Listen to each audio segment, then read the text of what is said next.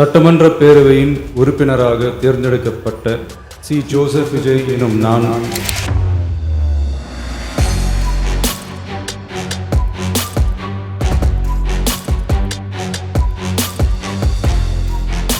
तमिलनाडु की पॉलिटिक्स में आज एक ऐसा भूचाल आया है जिसने 50 साल के इतिहास को हिलाकर रख दिया है। सवाल बड़ा है, क्या AIADMK अब खत्म होने की कगार पर है और क्या तलपति विजय अब तमिलनाडु के नए किंग बनने जा रहे हैं। एक तरफ हार का सदमा है, दूसरी तरफ पार्टी के अंदर बगावत शुरू हो चुकी है और बीच में खड़ी है विजय की पार्टी TVK, जिसको फ्लोर टेस्ट साबित करना है।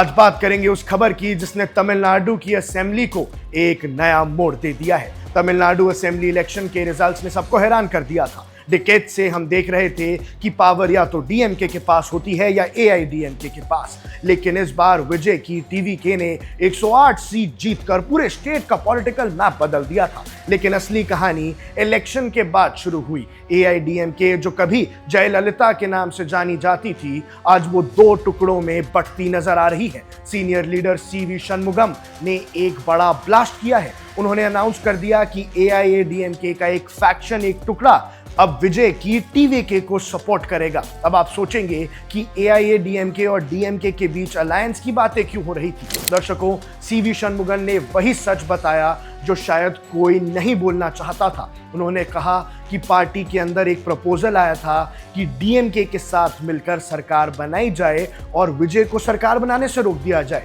लेकिन षणमुगम का कहना है कि हमने ये पार्टी DMK के खिलाफ बनाई थी और 53 साल की हमारी पॉलिटिक्स DMK ऑपोजिशन पर टिकी है। अगर आज हम DAK से हाथ मिला लेते तो AIADMK का वजूद ही खत्म हो जाता। मेजॉरिटी मेंबर्स ने इस अलायंस को ठुकरा दिया और रिजल्ट ये हुआ कि AIADMK अब बिल्कुल अकेली खड़ी है। बीजेपी से नाता पहले ही टूट चुका है और अब DMK के साथ बात बन नहीं पाई और इसी वजह से AIADMK के अंदर ये फूट पड़ने लग गई। भैया, एक तरफ ऑप्शन था कि विजय तलपति को सरकार मत बनाने दो और आप DMK के साथ सरकार बना लो, लेकिन ये बेसिक फंडामेंटल के खिलाफ था और इसी वजह से AIADMK इस घोर संकट में फंस गया। पार्टी के अंदर की दरार तब खुलकर सामने आई जब वोट टेकिंग सेरेमनी में MLAs अलग अलग ग्रुप्स में बैठे दिख रहे थे।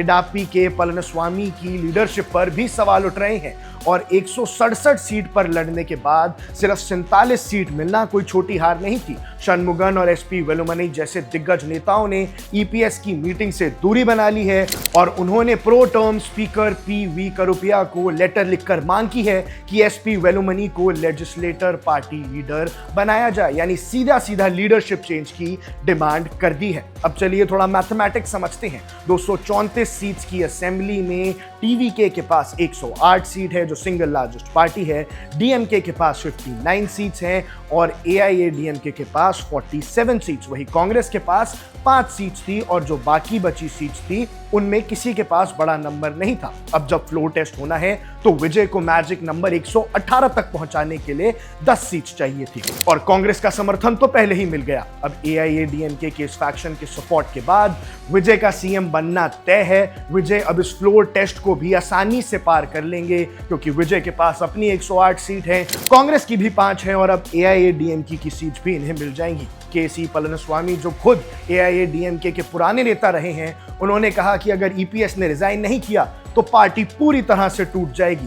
MLAs को लग रहा है कि उनका फ्यूचर अब विजय के साथ है, ना कि एक गिरती हुई पार्टी के साथ। यानी चुपचाप AIADMK के नेता विजय तलपति की पार्टी की तरफ हो लिए हैं अपनी पॉलिटिक्स को बचाने के लिए। और द्रविडियन पॉलिटिक्स का वो दौर जहां MGR, करुणानिधि और जयललिता का दबदबा था, वो अब धीरे धीरे खत्म हो रहा है। एक नया सूरज उगा है और उसका नाम है विजय तलपति। दर्शकों, अब तमिलनाडु के अंदर सिनेमा से CM तक का सफर पूरा कर लिया है विजय तलपति ने और उनके फैंस इससे ज्यादा खुश नहीं हो सकते।